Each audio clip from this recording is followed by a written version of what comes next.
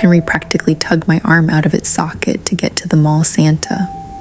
A line of children snaked through the lobby, and we were already running late. Outside, the daylight was dying, strangled by a gentle but prevalent fog rolling across the parking lot. "I need to give Santa my list," Henry insisted. "Aren't you a little old for that?" I muttered, doing the mental math on his next birthday. 10 years old. The separation had taken its toll. I was exhausted, constantly trying to appease my ex-wife, Lisa, while juggling a list of unreasonable expectations. The last thing I needed was for her to leverage a missed schedule to snatch more custody time. But Henry was relentless. I waited impatiently, checking my watch, as he whispered a few items to the man in the red suit. "And what about you, mister?" the mall employee asked, guiding Henry back to me. "Don't you have any wishes Santa can grant?" I gave the older man a dead stare. "Sure, find a way for all my mistakes to go away."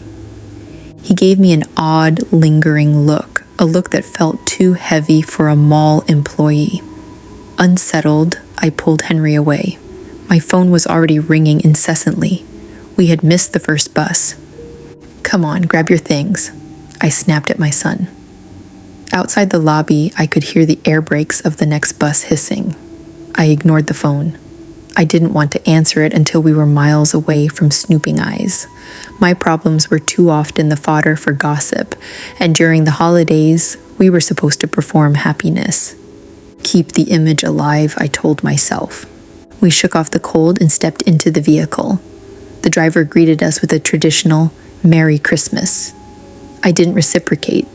I shoved Henry toward the back, my irritation grinding against my nerves as he whined for attention. I found an empty seat, shoved my luggage beneath it, paid the fare, and sat down. Henry climbed into the seat beside me. "Dad, can I have my Switch?" I handed it over and pulled on my headphones.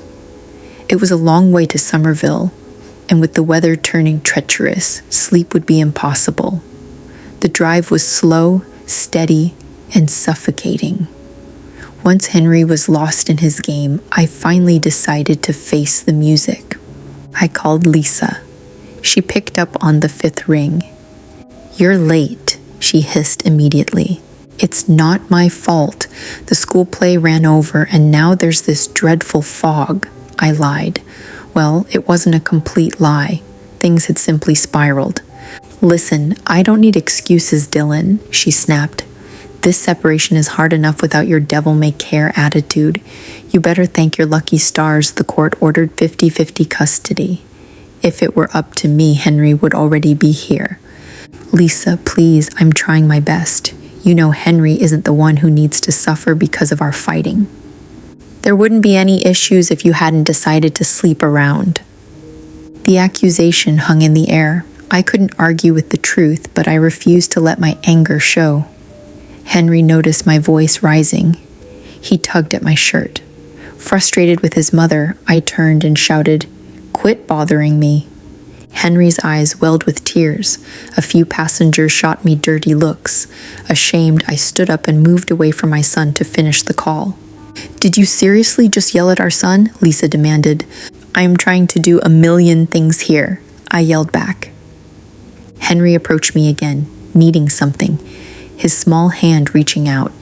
I covered the phone receiver and snarled, "I told you to quit bothering me." Those were the last words I ever spoke to him. A moment later, the world ended. The loudest, most powerful screeching noise I had ever heard tore through the air, launching me off my feet. I felt Henry's small fingers slip from my grasp. Glass shattered. Passengers screamed in terror.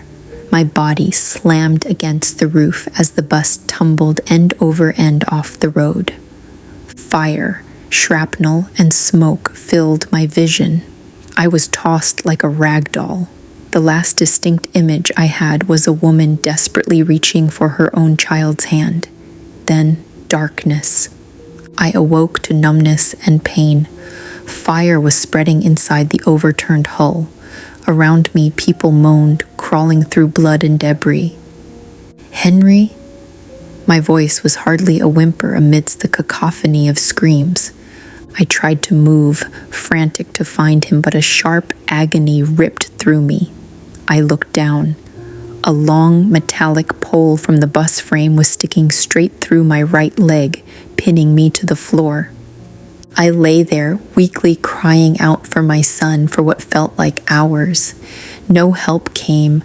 I closed my eyes and prayed to God, but the only answer was the crackle of flames. I had never felt more lonely, but I was wrong. It could get worse. Somewhere on the edge of consciousness, I heard Henry's voice. I was too weak to open my eyes, too weak to call out. It felt like a fever dream. I heard him crying in the shadows. Then, shapes moved amidst the fire. Rescuers. One of the shapes loomed near Henry. Through the haze, I saw a figure, obese, wearing a suit of red and white, a traditional Santa Claus costume. It was the man from the mall.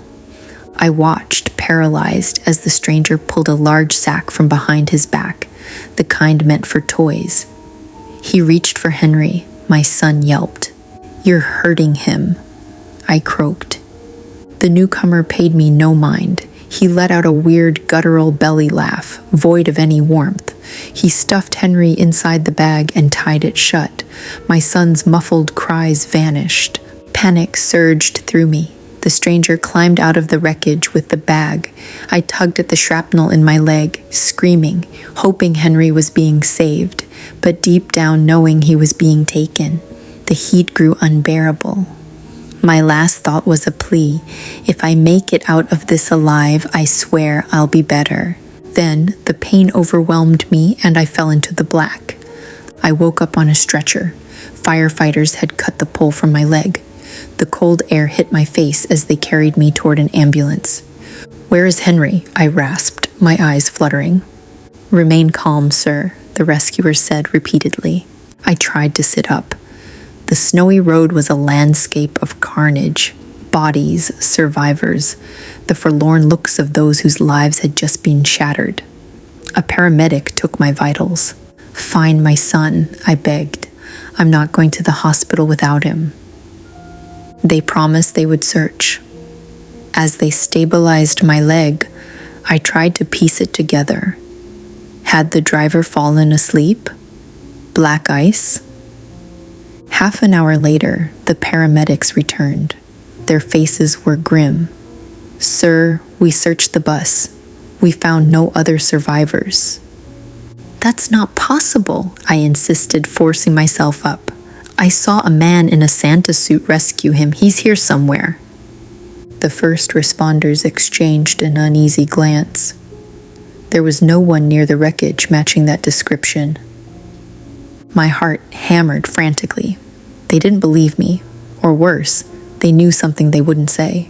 They forced me into the ambulance despite my protests. Lisa met me at the hospital. She was hovering on the edge of sanity. When she learned Henry couldn't be found, she broke.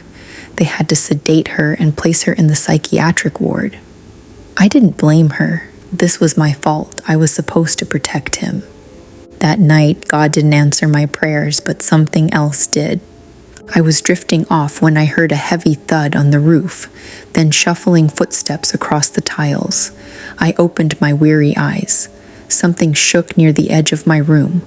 Besides the glow of the moon, it was pure darkness. A strange shape manifested at the top of the wall, sliding down like liquid shadow until it hit the floor with a wet wallop. "Who are you? What do you want?" I whispered. "Help! Nurse!" "Help?" A deep belly laugh echoed, familiar and cold. The figure stepped into the moonlight. It was him, the man from the bus. You were with Henry," I shouted. "Merry Christmas, Dylan," he said, walking toward my bed. "Where is my son?"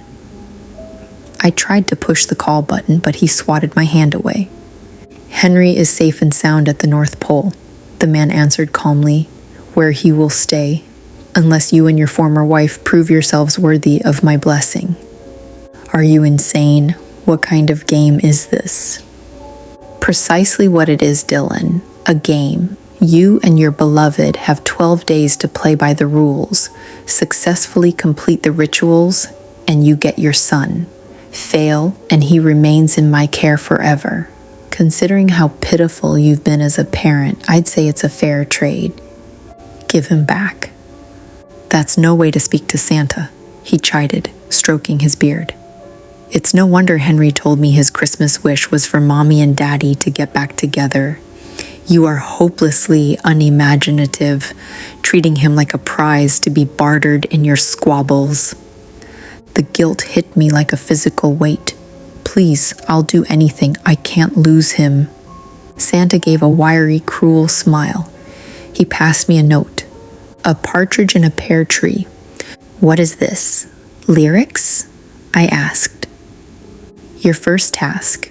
Free the bird by sundown and you'll get your next instruction. Fail and Henry is mine." He retreated into the shadows. "Follow the rules of the ritual to the letter. If you fail even a single task, the game crumbles. Prove your worthiness, Dylan." He touched the wall and dissolved into a slinking pile of gunk that oozed back toward the ceiling. I was trembling, wondering if I had hallucinated the whole thing, when a sharp scream pierced the hospital air. It was Lisa. I dragged my IV pole to the nurse's station, demanding to see my wife. I didn't have to go far. Lisa appeared in the doorway, eyes wide with fright, clutching a note identical to mine. "Dylan. Oh God, Dylan." She fell into my arms. "What does it mean?"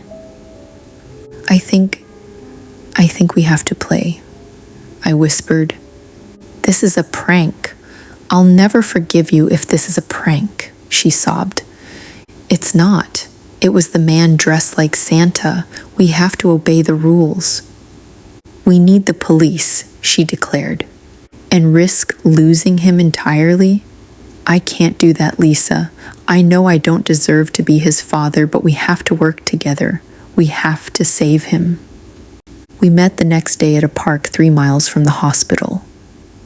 The bitterness between us was palpable, but fear for Henry bridged the gap. "A partridge in a pear tree," Lisa read, looking haggard. "There are pear trees in this park. Maybe we have to snatch a bird?" We spent an hour looking like idiots, wandering with binoculars, searching for a specific bird I had to Google to identify. I was ready to give up when Lisa gripped my arm. "There." She hurried up the tree. I kept a lookout, feeling like a fool. Appeasing a kidnapper with nursery rhymes. It felt insane. Suddenly, Lisa grabbed the bird, but she lost her footing. She fell, landing hard. When she stood up, the bird in her hand was crushed, dead. "I killed it," she whispered, staring at the broken creature. "Does that mean we failed?" I looked down at the list Santa had given me. The text shimmered and changed. A new rule appeared. Day 2. Obtain 2 turtle doves. "Is this for real?" I asked. "What does he hope to gain by making us run around like this?" Lisa cried. "I killed a defenseless animal. Does that mean I can't be a good parent?" "It doesn't matter," I said, though her coldness stung when she pulled her hand away from mine. "Only Henry matters." "Let's just finish this," she said, leaving me alone with the dead bird. The days blurred into a nightmare of escalating criminality. We had to steal from a priest. We raided a farm. The rules got tougher, darker, and more bizarre. We barely spoke, functioning like automatons driven by guilt. Then came day 5. A blizzard had shut down the town. I woke to find the new task. Find 5 golden rings, fingers included. I felt sick. Santa expected us to physically harm people. I called Lisa. "We can't do this," I told her. "We can't hurt people. This is crossing the line." "You're asking permission to give up on our son?" she snapped, her voice hysterical. "The son you lost?" "No, we need to communicate with him, beg him. We'll call each other at dinner," she said coldly. "If I haven't succeeded by then, you help me finish the job." I hung up, looking out at the dangerous blizzard. Flashbacks of the bus crash assaulted me, but I focused on the mall, the place where it started. I drove like a madman, reaching the mall in under an hour. It was deserted. The North Pole Photo Center was being dismantled. "Is the mall Santa still here?" I asked a worker. He looked at me like I was delirious. That gig ended before the holidays. Surprised they didn't fire the guy. He promised a lot of kids weird stuff. I wandered the empty corridors, clutching the list. I had the items from the previous days in my bag. Maybe I was thinking about this wrong. I reviewed the rules. Suddenly, I saw it. A wall painting near the back, down a dead-end corridor. Graffiti resembling a twisted Santa's workshop. I called Lisa, "Come to the mall, bring the rings." When she arrived, she popped her trunk and handed me a small black bag soaked in fresh blood. I gagged. Inside were 5 severed fingers, gold bands still on them. "This better work," she said, her eyes hollow. "I don't like carrying these." We went to the graffiti. I placed the items near the wall. Nothing happened. "Look," I pointed. "It's rippling." The wall shimmered like a disturbed pond. The colors bled outward, revealing a dark, long tunnel. "Come on," Lisa ordered, "before anyone sees." We walked until the darkness turned to blinding white. A cold wind bit our skin. Soft powder hit my shoes. We stepped out of the tunnel and into a vast wintry wasteland. Endless snow in every direction, a blizzard barreling down on us. "Is this the North Pole?" Lisa shouted over the wind. "Look." I pointed to a small hut in the distance, smoke curling from its chimney. We ran, freezing, and burst through the door. Inside, it smelled of fresh evergreen and warm stew. The decorations were immaculate. "This is a psychedelic trap," Lisa whispered. The hut was impossibly large on the inside. A staircase led down into the earth. "What if Santa is down there?" I asked. "Or something worse?" She grabbed a lantern. "We can't turn back." We descended. The cold returned, accompanied by the sound of screams. The basement was a cavern. Iron cages hung from the ceiling, housing starving, half-naked children. Below, green-skinned creatures, elves, toiled on a conveyor belt running toward a pit of molten lava. It was a factory of horrors. "The elves," I whispered. "Look at their necks." Each creature had a tattoo, a number. "Prisoners," I realized. He transforms the children into his workforce. The creatures stopped. They turned toward us. "Run!" Lisa screamed. We scrambled down a corridor, the monsters snapping at our heels. We ducked into a dungeon area. There we heard singing. At the bottom of the steps, Santa stood with a barbed whip. A dozen children were being prepped for transformation. His reindeer, monstrous beasts, tore at their own skin. "We have to do something," I said. "We can't just save Henry." "We can't save them all," Lisa hissed. Then we saw him, Henry, in a cage near the back. "We're getting you out," Lisa cried, rattling the bars. "Ho, ho, ho," a voice boomed. Santa turned, his eyes gleaming. "I was starting to think you two would be boring, but you found my workshop." "Release him," I shouted. "We followed your rules." "It is only day 5, Claus said. "Did you really think you could stop me? Even if you save him, I will find him again. He is mine." "We proved we are good parents," Lisa yelled, holding up the bloody bag of fingers. Santa laughed. "That is the sign of a good parent? Vandalism, theft, mutilation? You are not worthy." "It was your list, your rules." "Exactly," Santa sneered. "I make the rules. You follow them. And you still lose. That is the way the world works." The elves circled us. I held Lisa close. "I'm sorry," I wept. "This is my fault." "I wasn't a good parent either," she admitted, tears streaming. Henry shouldn't have to suffer for us. Santa paused. It amazes me how often people realize their flaws only when facing doom. Your words have a ring of truth. Take us instead, I said. Yes, Lisa agreed instantly. Take us. Adults cannot become elves, Santa mused, looking at his shivering reindeer. But I do need someone new to pull the sleigh. I can take one of you. The other can return with the boy. He pulled a stopwatch. 2 minutes. Decide. My blood ran cold. One of us would become a monster. It should be me, I said rapidly. I was unfaithful. I ruined the marriage. Lisa looked at me. For a second, I thought she would agree. Instead, she stepped forward. I will stay, she told Santa. Let Henry go with his father. Lisa, no, I deserve this. I believe in second chances, Dylan. This is yours. She looked at me with a sad smile. Don't make me regret this. The elves seized her, dragging her toward the reindeer cages. Santa released Henry. My son ran into my arms. Santa sprinkled a heavy glittering dust over us. Merry Christmas, he whispered. I woke up in the mall, curled next to the graffiti. Security guards were standing over us. Lisa was gone. I carried Henry to the car, blinded by pain and rage. We drove home in silence. That night, I tore down every decoration. I threw the wreath into the fireplace. I was about to throw the list into the flames when I stopped. The text had changed again. Day 6, 6 geese laying. A new rule. A new chance? Was he dangling hope in front of me? Could I get Lisa back? I couldn't toss it. Before the sun rose, I went out. I hunted 6 geese. I chopped off their heads and arranged them in a ritual circle on the lawn. I went to wake Henry. I'm going to get her back, I told him feverishly.